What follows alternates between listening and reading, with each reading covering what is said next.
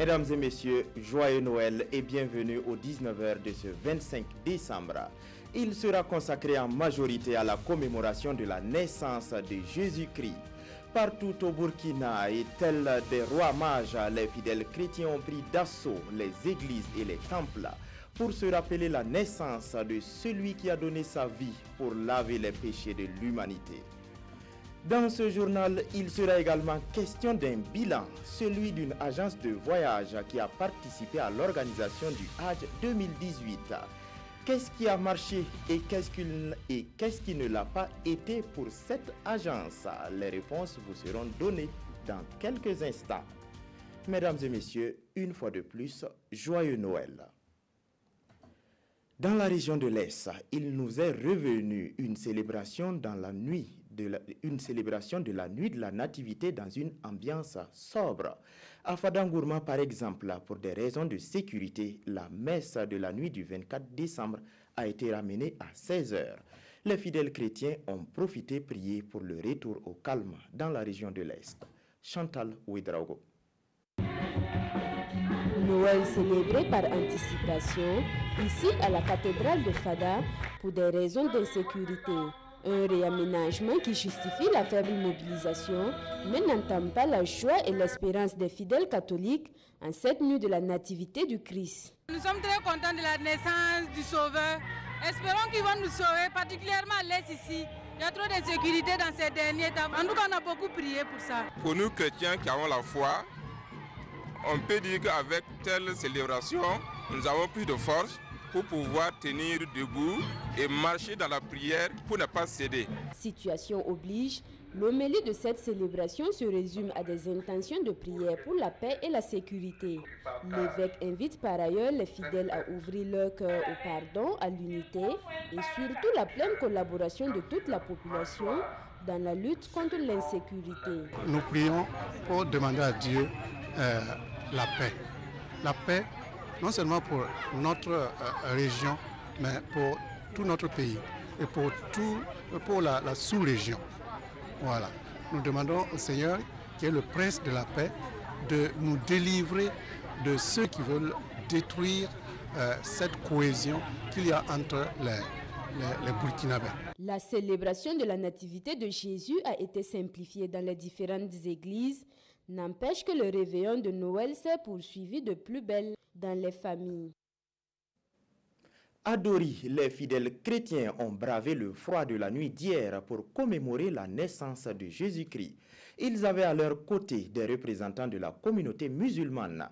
Une occasion de rappeler aux fidèles que cette commémoration de la nativité est le symbole que le bon Dieu est présent dans le quotidien de tous les hommes du monde entier. Bourema Kane et Sekou Zongo. La naissance de l'enfant Jésus, commémorée ici dans un esprit de communion et de spectacle. Un enfant est né pour que l'humanité dépose au pied de l'autel tous ses manquements, ses fardeaux. Et dans la croyance chrétienne, la lumière triomphe sur les ténèbres. Cette fête de Noël permet, dans la liturgie, donc, de reprendre cette mémoire du Christ qui est né pour apporter le salut de Dieu à l'humanité. À l'église centrale des Assemblées de Dieu et à la cathédrale Sainte-Anne de Dori, cette fête a une signification toute particulière dans le contexte d'insécurité que vit le Burkina Faso.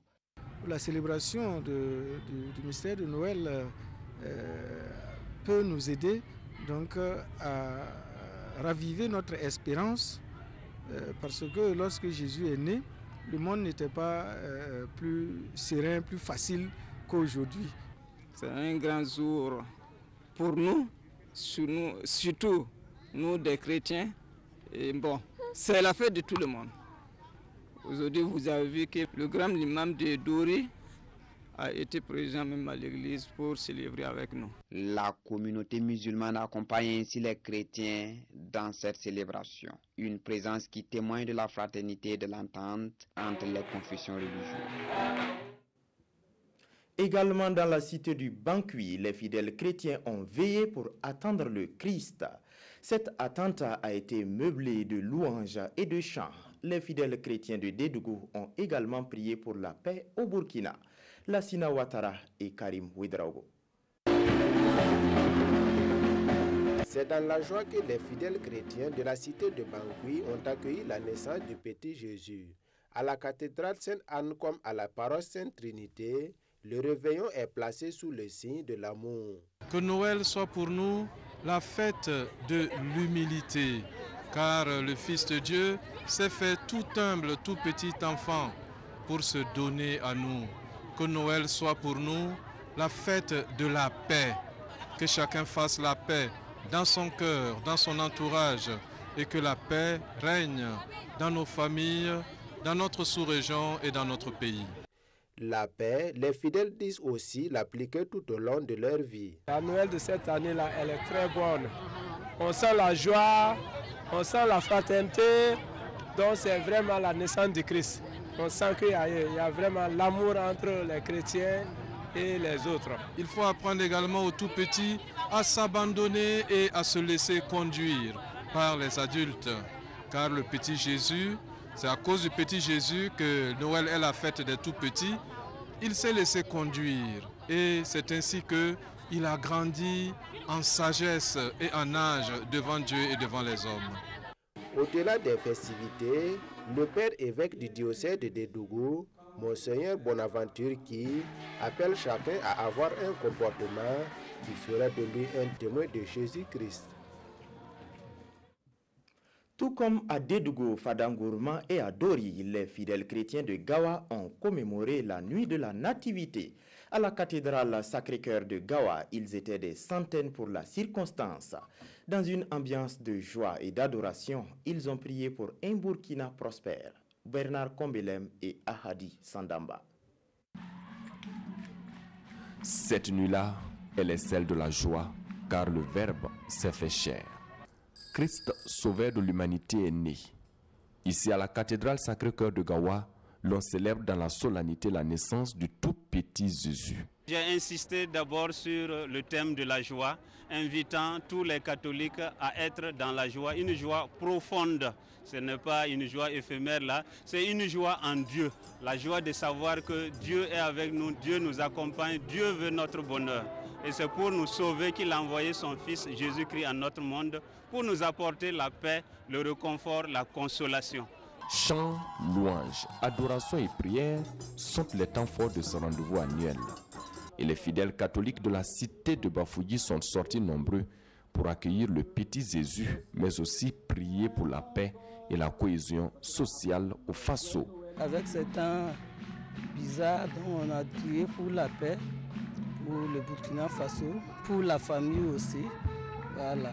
Et que Christ éveille sur nous toujours. Et nous souhaitons qu'à la faveur de la naissance de Jésus, voilà, et il nous amène paix, santé, bonheur et cohésion dans notre commune. Et à Monseigneur Modeste Kambou d'inviter à travers son homélie les fidèles catholiques au partage, car, dit-il, Noël, c'est la fête du grand partage.